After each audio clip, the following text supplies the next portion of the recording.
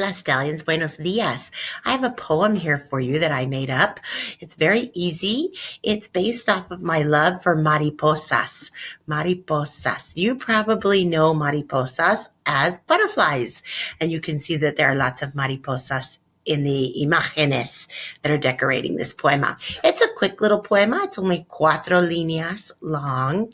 And it's just a little my observations about what mariposas are like. So, mariposas, you know the famous one, the monarca that flies around here, Mariposa monarca.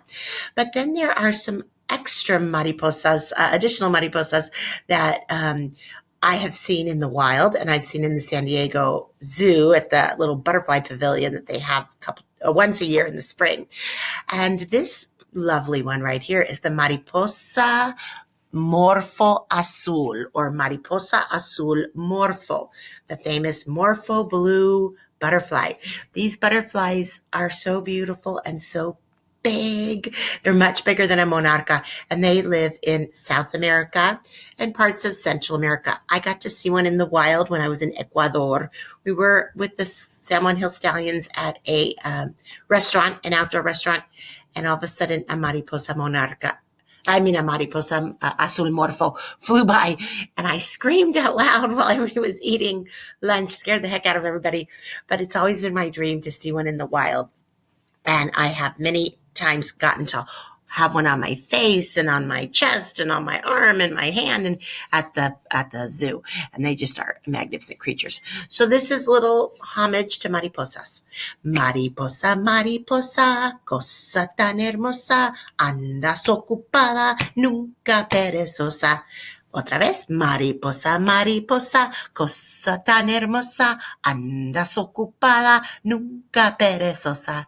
Now, as you are noticing, it's very easy to be a poet without knowing it in Spanish, right? Because words rhyme. A lot of words rhyme. Spanish is a language of rhymes. And so if you look at mariposa, hermosa, perezosa, they all end with osa. So that makes them rhyming words. Se riman. They rhyme with each other. So mariposa clearly means butterfly. Butterfly, that's why the images are there.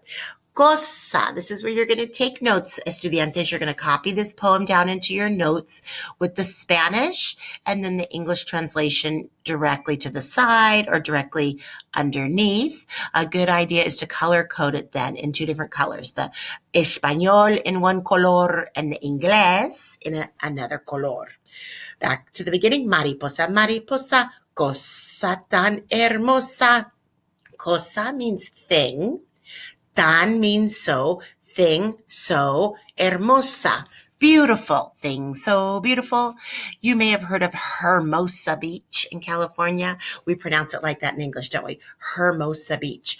Well, that really means beautiful beach. So the proper pronunciation in Spanish of that town is Hermosa Beach. It's actually the name of a town as well as the name of a beach. It's up by Malibu, and I believe up there, and all those other beautiful beaches up there. But we've got our own beautiful beaches down here, so you probably don't venture up there very often. I don't either. Okay, mariposa, mariposa, cosa tan hermosa, butterfly, butterfly, such a beautiful thing. A thing so beautiful would translate into such a beautiful thing, right? Or a thing so beautiful. Andas ocupada, you are always busy, is basically what this says. Andas is the verb to go around being. I know that's a strange verb. Or to walk, or to ride, like ride a bike, ride a skateboard, to walk around. It's also the verb to quote unquote go around being, hanging out with someone. So you're always hanging out, very busy. You're always going around being ocupada, busy. This looks like occupied, right?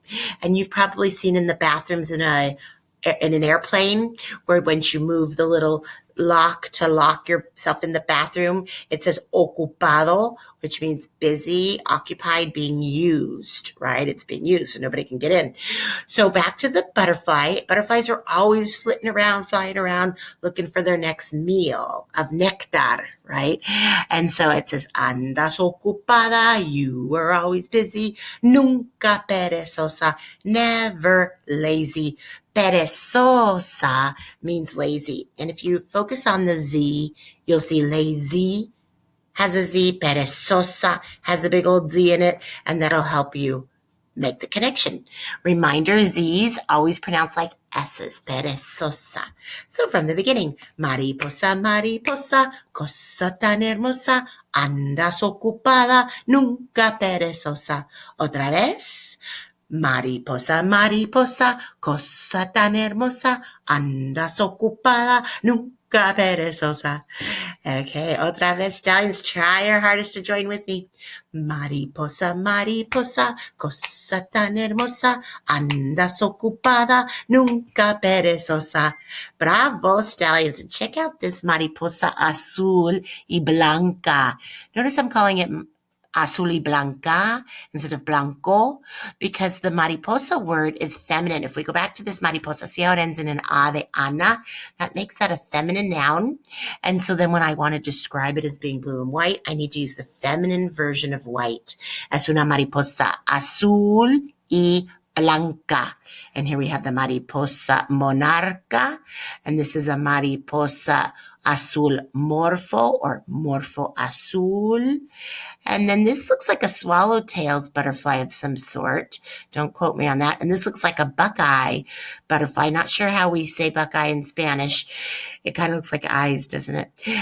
The swallowtail would be una mariposa de golondrina. A golondrina is a swallow. You've probably heard of Las Golondrinas, the Mexican fast food takeout place that we have located all over South Orange County. Las Golondrinas was founded in San Juan Capistrano. And you know about the golondrinas, the swallows that come back every year. That's why we have the Swallows Day Parade. And so they named their establishment Las Golondrinas, the swallows. So that, I believe, is a swallowtail butterfly. Okay, one final time. Mariposa, mariposa, cosa tan hermosa, andas ocupada, nunca perezosa. Ciao, stallions.